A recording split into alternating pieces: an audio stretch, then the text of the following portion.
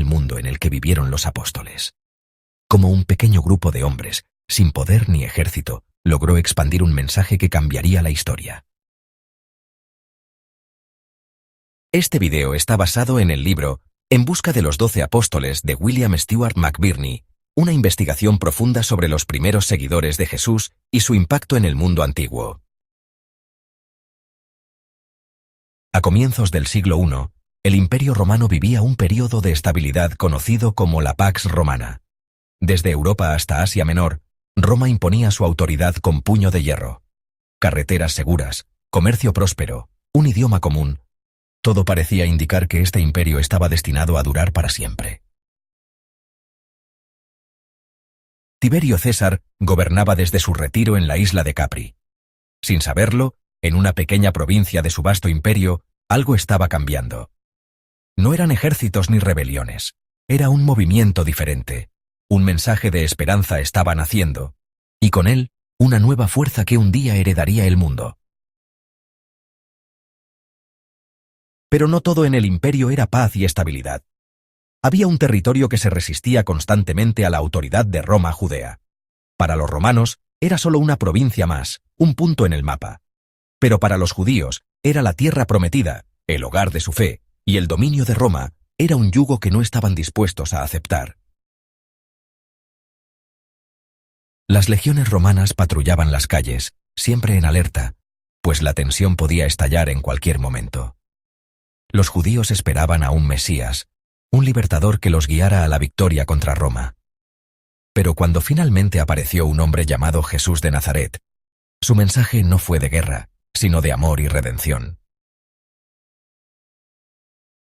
Después de la muerte y resurrección de Jesús, sus seguidores se reunieron en secreto, compartían las enseñanzas de los apóstoles, celebraban la cena del Señor y vivían con una fe inquebrantable. Como dice el libro de los Hechos, cada día el Señor agregaba a esa comunidad cristiana los que iban siendo salvos. Lo que comenzó con un pequeño grupo en Jerusalén no tardaría en extenderse por todo el imperio. Y a pesar de la persecución, la traición y el peligro, los apóstoles estaban decididos a llevar este mensaje hasta los confines de la tierra. Así comenzó la historia de los apóstoles, hombres comunes que se convirtieron en los pilares de una fe que transformó el mundo. Los reyes herodianos habían gobernado Judea desde la época del primer César, pero no por su propio poder, sino gracias a la autoridad impuesta por Roma. Eran monarcas sometidos, figuras decorativas que solo mantenían su trono porque el imperio así lo permitía. Mientras en Judea se presentaban como soberanos, en Roma se inclinaban ante el verdadero poder. Uno tras otro, los sucesivos Herodes viajaban a la capital del mundo para rendir pleitesía, caminar entre sus majestuosos foros y sentir de cerca la magnificencia del imperio. Allí entendían su lugar. Judea era solo una pequeña pieza en el vasto rompecabezas de Roma. Para el pueblo judío, Roma no era solo un conquistador extranjero, era una afrenta contra su fe, una nación de idólatras sin temor a Dios. No importaba cuánto orden o estabilidad ofreciera la Pax Romana, los judíos nunca aceptarían a los romanos como gobernantes legítimos. Su historia estaba marcada por la resistencia y la espera de un Mesías que los liberara. Esta tensión, este odio latente, no haría sino crecer, hasta desembocar en la matanza y la dispersión de su pueblo. Roma, con su arrogancia característica, veía estas rebeliones como una molestia más. Para ellos, Judea no era más que un rincón problemático del imperio, un lugar donde las pasiones religiosas nublaban el sentido común. Los emperadores y sus gobernadores intentaron mantener el control con cierta justicia, pero siempre con una mano firme. Roma no podía darse el lujo de permitir que una provincia tan pequeña desafiara su autoridad, y si el fuego del nacionalismo judío no se apagaba por la fuerza, entonces ardería hasta consumirlos. El choque de voluntades entre Jerusalén y Roma era el conflicto político más problemático del primer siglo, y todos sabían que solo podía terminar de una manera, con Judea reducida a cenizas. Pero, Irónicamente, esta misma opresión, esta misma Pax Romana que los judíos odiaban, fue el factor que permitió la expansión de una nueva fe. Porque mientras los sacerdotes del templo debatían cómo resistir a Roma, otro mensaje comenzaba a extenderse, uno que no hablaba de rebelión, sino de redención, uno que no prometía armas, sino salvación. En las sinagogas de cada ciudad del imperio, en los hogares de judíos piadosos y en los corazones de los marginados, empezaba a resonar un mensaje diferente. Un mensaje llevado por los apóstoles, hombres comunes que, sin ejércitos ni riquezas, cambiarían el mundo para siempre. En Jerusalén, en Pentecostés, ocurrió algo que marcaría el inicio de esta revolución espiritual. Los seguidores de Jesús, reunidos en un aposento alto, fueron llenos del Espíritu Santo. Y a partir de ese momento, la historia de los apóstoles comenzó a escribirse con un propósito divino. Pero la paz no duraría mucho. Con cada nueva conversión, con cada nueva comunidad cristiana que nacía, la persecución se intensificaba. Y mientras los apóstoles llevaban el mensaje a Samaria, Siria, Chipre y más allá, sus vidas comenzaban a estar en peligro. Para el siglo I, todos los israelitas, sin importar su tribu de origen, eran conocidos como judíos. El nombre provenía de Judá, la tribu real de David, la guardiana del templo en Jerusalén y el epicentro de la fe hebrea. En cualquier lugar del mundo donde vivieran, los judíos dirigían su mirada a Jerusalén, el corazón espiritual de su pueblo. La Pax Romana había permitido el regreso de muchos exiliados desde Babilonia.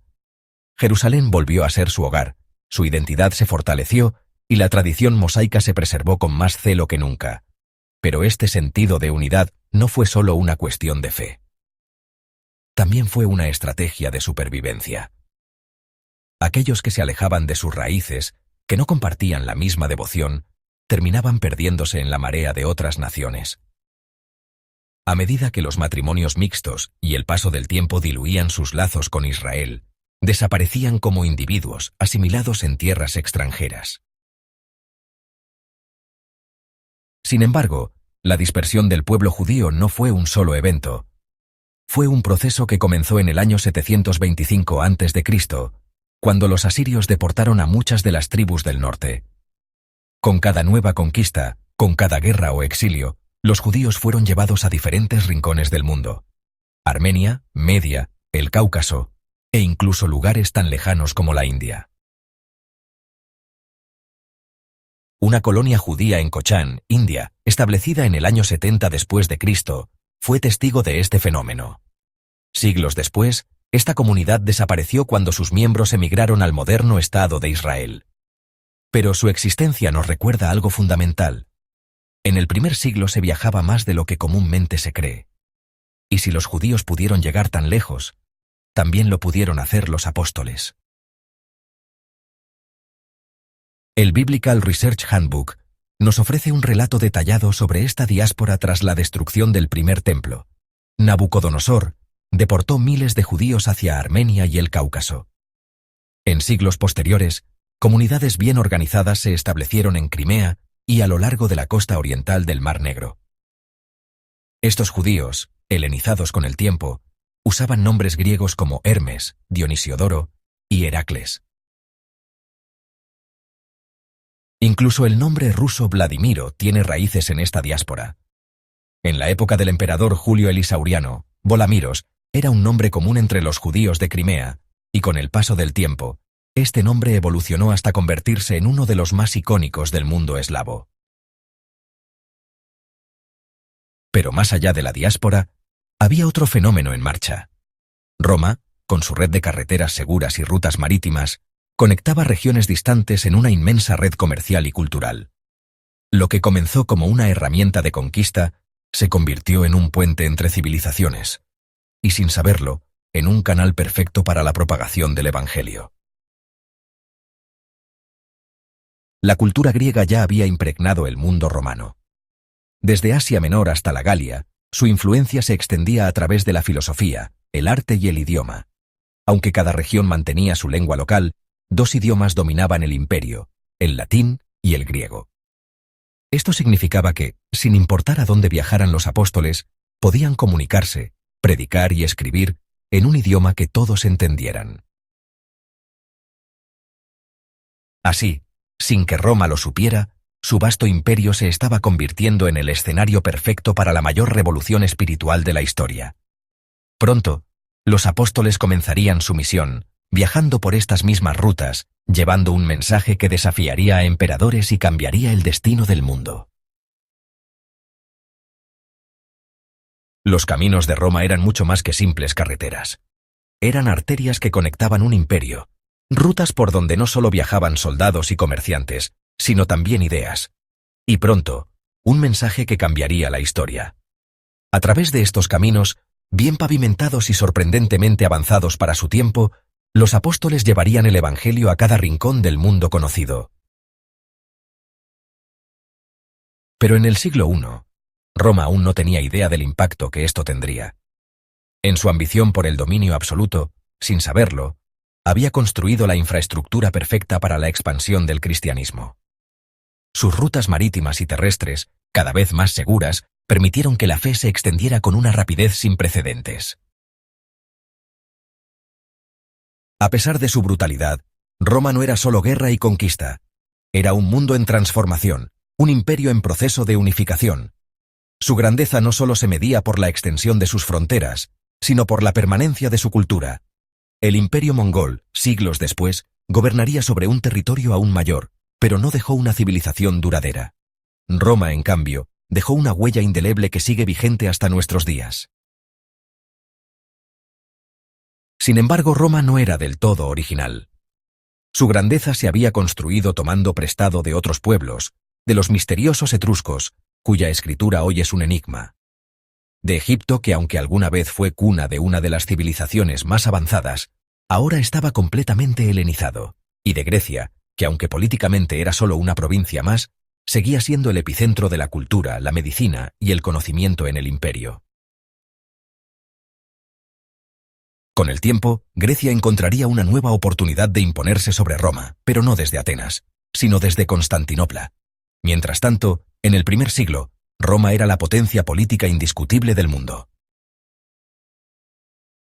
Este era el mundo de Jesús y sus apóstoles. Un mundo donde la política, la religión y la cultura estaban en constante tensión. En medio de todo esto, se encontraba Palestina, un pequeño territorio con una importancia geográfica estratégica, un puente entre tres continentes. Durante siglos, los israelitas habían sido conquistados and oprimidos, primero por los griegos, luego por los romanos, pero nunca fueron completamente sometidos. La resistencia siempre estuvo latente, y cualquier provocación, por mínima que fuera, podía encender la chispa de una rebelión. Los herodianos, que gobernaban en nombre de Roma, sabían que su posición dependía de mantener el orden. Si la paz se rompía, Roma no dudaría en intervenir, y las consecuencias serían desastrosas. Por eso, sofocaban cualquier indicio de revuelta antes de que se convirtiera en un problema mayor. Y fue precisamente bajo esta atmósfera de tensión que Jesús fue juzgado y condenado. Acusado falsamente de sedición, su juicio no fue más que una farsa. Incluso Poncio Pilato, el gobernador romano, lo declaró inocente. Pero su destino ya estaba decidido. No fueron los romanos los que exigieron su muerte, fueron los líderes religiosos de su propio pueblo. Porque Jesús no solo había desafiado la opresión de Roma, había puesto en evidencia la hipocresía de la élite religiosa. Los saduceos, los fariseos, los sacerdotes del templo, todos veían en él una amenaza. Y cuando los hombres alcanzan el poder, pero saben que su posición es frágil, hacen lo que sea necesario para mantenerse en pie, incluso si eso significa sacrificar a un inocente. Pero lo que ninguno de ellos sabía era que la historia no terminaría ahí, porque la muerte de Jesús no fue el fin, fue solo el comienzo. Cuando el poder religioso y político se siente amenazado, su reacción es siempre la misma: ataca con violencia. Jesús lo sabía, y por eso, al ver la hipocresía de los líderes religiosos de su tiempo, no dudó en denunciarlos públicamente. los llamó camada de víboras, dejando en evidencia su corrupción y sus verdaderas intenciones. Aquellas palabras fueron como un golpe certero a su orgullo, y desde ese momento se convirtieron en sus enemigos más feroces. Lo acusaron de blasfemia, lo acusaron de sedición, y finalmente lograron que Roma se uniera a ellos en la conspiración para crucificar al Hijo de Dios. Pero la muerte de Jesús no fue el final, fue el inicio de algo que ni sus enemigos ni el Imperio Romano pudieron detener, porque al tercer día Jesús resucitó. Su resurrección no solo transformó la vida de sus seguidores, también impactó a toda Jerusalén. La culpa por su injusta muerte pesaba sobre la conciencia pública. Y los apóstoles, con valentía, proclamaban que el perdón y la redención estaban disponibles para todos los que creyeran en él. De Jerusalén, la fe cristiana se extendió a toda Judea y Samaria. Luego, a Antioquía de Siria, la tercera ciudad más grande del Imperio Romano, un cruce de caminos entre Oriente y Occidente. Fue allí donde, por primera vez, los seguidores de Jesús fueron llamados cristianos. Uno de los líderes clave en esta expansión fue un hombre que, al principio, había sido perseguidor de cristianos, Saulo de Tarso. Bernabé, un fiel seguidor de Cristo, lo llevó a Antioquía, donde ambos comenzaron a trabajar juntos. Pronto emprendieron un viaje misionero que los llevaría a Chipre, la tierra natal de Bernabé, y luego al interior de Asia Menor. Fue en este viaje donde Saulo comenzó a ser conocido por su nombre en latín Pablo, y su visión del Evangelio se amplió. Si bien su misión siempre comenzaba con los judíos, pronto comprendió que el mensaje de Cristo era para todos, judíos y gentiles por igual. La idea de un mensaje universal marcó un punto de inflexión en la historia del cristianismo. Ya no era solo una fe judía. Ahora se estaba convirtiendo en un movimiento global. Aunque los 12 apóstoles inicialmente se mantuvieron en Jerusalén, la persecución los obligó a salir. Poco a poco, el Evangelio cruzó fronteras y alcanzó regiones distantes. Algunos relatos afirman que, en la vida de los apóstoles, la fe cristiana llegó a lugares como la Galia y Britania en el noroeste, Alejandría y Cartago en África, Escitia y Armenia al norte y Persia, y la India al este. Estos hombres llevaron el mensaje de Cristo a lugares lejanos, enfrentando peligros, persecuciones, y en la mayoría de los casos, la muerte. Pero su sacrificio no fue en vano. Las iglesias que fundaron sobrevivieron, y su legado permanece hasta hoy. En sus comienzos el cristianismo no era visto como una religión establecida. Era un movimiento lleno de historias y relatos de fe, de milagros y de persecución. Pero en el centro de todo estaba una verdad inquebrantable. El mensaje de Cristo era para todos. Y aunque los apóstoles no sabían en ese momento el impacto histórico de su misión, estaban sentando las bases de lo que se convertiría en la fe que cambiaría el mundo. La ciudad hervía de fervor y expectación.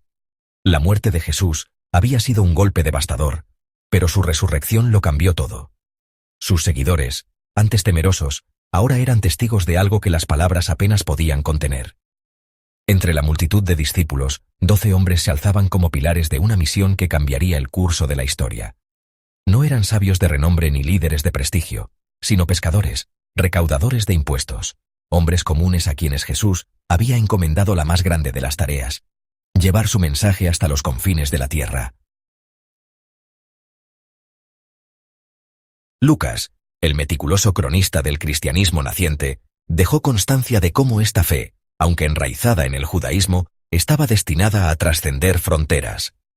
El libro de los Hechos muestra el plan divino desplegándose con precisión, primero a los judíos, luego a los gentiles. En el Pentecostés, la señal fue clara. Jerusalén estaba llena de peregrinos de naciones lejanas, y en un instante milagroso, cada uno escuchó el mensaje en su propia lengua. No había sido un error ni una coincidencia, el Evangelio había nacido para el mundo entero. Felipe, en un camino polvoriento, llevó la verdad hasta un etíope de alto rango, abriendo las puertas de África. Pedro, con dudas y asombro, fue conducido a la casa de Cornelio, un centurión romano, para descubrir que Dios no hacía acepción de personas. Y Pablo, el perseguidor convertido en predicador, comprendió que su llamado era más grande de lo que jamás había imaginado.